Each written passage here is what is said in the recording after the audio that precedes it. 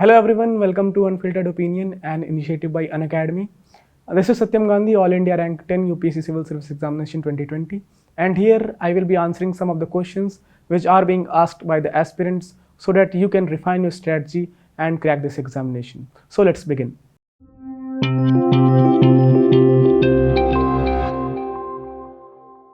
So the first question is why civil services? सी मेरा यह मानना है कि ये सबका अपना अपना इंडिविजुअल चॉइस होना चाहिए. मेरे लिए मैंने फर्स्ट ईयर में इंटर्नशिप किया था, rural development internship with district administration Ranchi, जिसमें I got familiarized with how the bureaucracy works and how I can bring the change at the grass root level. So that motivated me to join civil services. The second question is what is the importance of knowing the basic of the exam? See, जब भी आप किसी building को बनाते हो तो उसका base जो है, जिसे हम हिंदी में नींव कहते हैं, वो सबसे स्ट्रांग होना चाहिए. Your foundation must be strong. So जब तक आपका बेसिक क्लियर नहीं है, you won't be able to understand the advance papers. So first of all you just have to go to the NCERTs, revise those NCERTs and then go for the standard books. Then only you will be able to understand those things. Example के तौर पे अभी के time में बहुत सारे aspirants कहते हैं कि सर न्यूज़पेपर समझ में नहीं आता. तो आएगा कैसे जब आपने इकोनॉमिक्स और पॉलिटी की बेसिक्स नहीं किए हैं? तो सबसे पहले study the basics, go for the advance books. Third question is how to build and strengthen our own foundation for UPSC civil service examination. So the first thing would be to have clarity in your mind. जब भी आप preparation शुरू करें, you have to write down the sources which you are going to refer. Do not change that कि आज ये पढ़ लिया तो नई किताब कल मार्केट में दिख गई, now I am going to read that. No, stick to the basic. NCERTs, you have to do that, particularly for economics, the macroeconomics book, or the old NCERTs for history. These two subjects are compulsory. And after that, then you can go for the advanced book, one standard book for every subject, and the sources are freely available on the internet. And then you can refer to the newspapers. Then only you will understand the whole syllabus and basics of UPSC Civil Services examination. The fourth question is, when is the right time to start the preparation? Well, I think it depends upon the individual. Because for me, I had the clarity in mind कि मुझे करना है civil services. So I started my preparation in my third year of the graduation. To be precise, around May 2019, I started my dedicated preparation. And when I'm saying dedicated, 8 to 10 hours of self-study apart from the coaching, if you are doing that. And then it depends upon the individual. If you are planning to appear after 2, 3 or 4 years, then you can do job for 1 year and then it is your decision. But yes, 1.5 years of dedicated preparation is definitely required for this examination. So the next question is how to develop mental endurance for the UPSC Civil Services examination. So बहुत ये famous बहुत coat है आज के UPSC market में कि UPSC एक तपस्या है. You have to do it like a tapasya. So 1.5 years you have to be packed inside a room. Not totally packed, but at least 8 to 10 hours of self study. शुरू में बहुत low feel होगा because nobody used to work that much harder. But again, if you are doing it consistently, then I think after 6 or 7 months you will be on the right track. And once you start to get the result, for example, when I started my preparation in May 2019, I started to give mocks in February 2020. And in those mocks, I used to score very good marks. And that gave me the confidence, that increased my endurance to complete this journey. So what you have to do is you just focus on reading. Do not worry about result. Your endurance will automatically get increased. So just stick on a plan. That will help you in gaining endurance. So now next question is, what is the role of NCERT and coaching institutes in the preparation of UPSC Civil Services examination? So no one can deny the importance of NCERTs, like they are the foundation of this preparation. But again, you do not have to go through the NCERT from class 6 to 12. For me, I referred only class 11th and 12th NCERT, and that too for geography, for ancient and medieval history, and that too of old NCERT. Other than that, I did not refer to any other NCERT. So it depends upon your understanding level. If you are totally blank in the subject, then you can go for the lower level of NCERTs. Otherwise, you can start from class 11th and 12th. And as far as coaching institutes is concerned, I too think that is a personal choice. For me, there was no guidance available, and I was in the fear of missing out. I joined a coaching, and that might help you if you are giving 8 to 10 hours of self-study apart from the coaching time. There is nothing nothing can substitute the hard work and the self study. So you can join coaching if you do not have guidance and you need coaching, but otherwise self study is sufficient to clear this examination.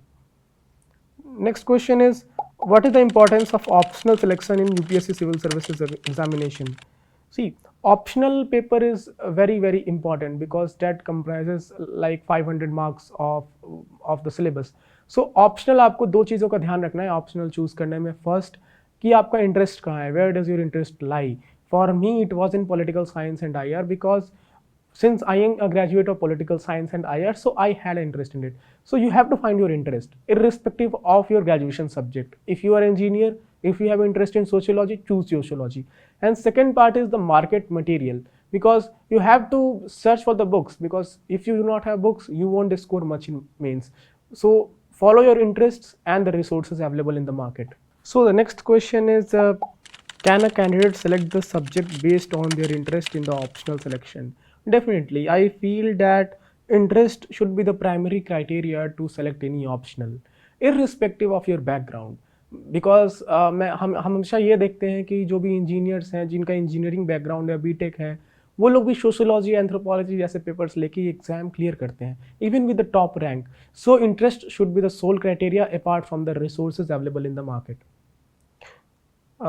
The next question is, what is the success rate for selecting political science and international relations as optional subject?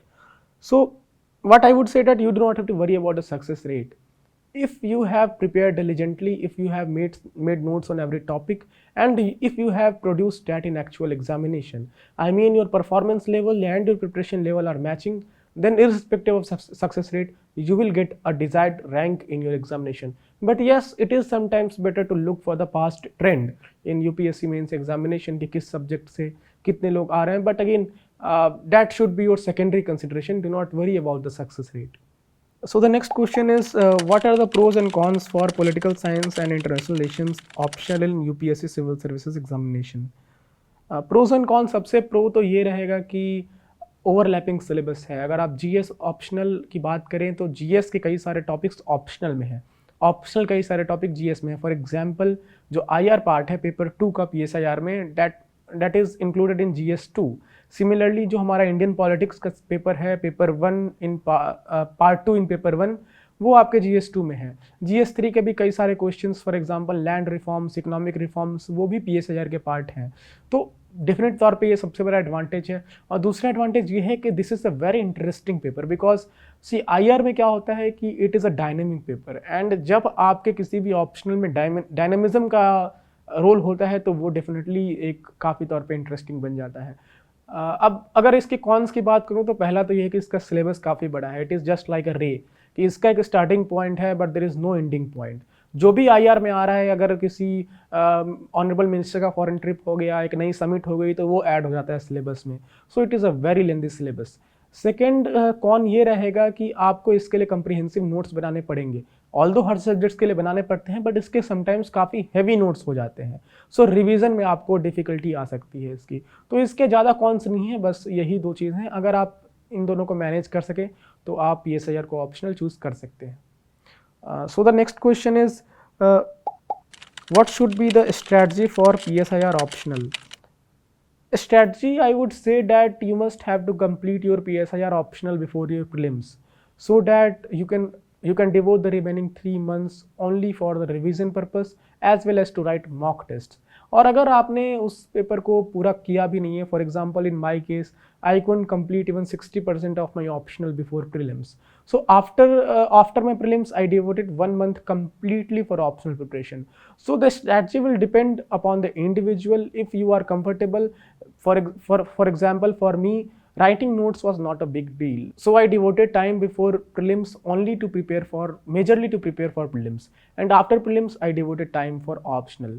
So what you have to do is that you have to make comprehensive notes on every single topic that is mentioned in PSIR syllabus. Then only you can revise it multiple times and produce it in the actual examination.